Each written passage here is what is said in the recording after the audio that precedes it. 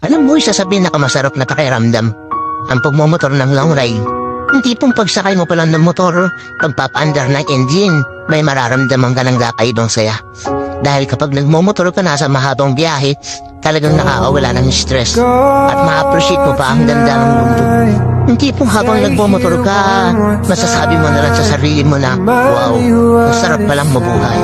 Ang ganda pala ng mundo. Lalo na kapag ang patakbo mo ay chill lang. I-enjoy mo lang talaga ang moment.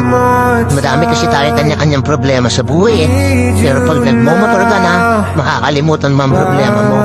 Lalo na kapag maganda ang view, maganda ang kalsada, tapos di mo namamalayan, nagkakaroon ka na pala ng positive mindset.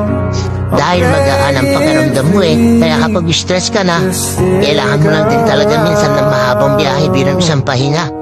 Ang weird, no? Kasi nakakapagod magmotor. Pero ito yung pahinga na gustong gusto ng marami. Pero sasabihin ko sa'yo, hindi katawan ang napapahinga kapag naglo-long ride ka.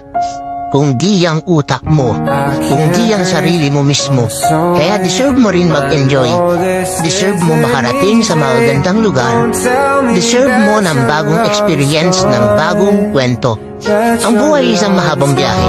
Madami kang pagdadaanan, iba't ibang uri ng kalsada, malubak, mabuhangin, madulas. Kailangan mo lang din talagang mag-ingat.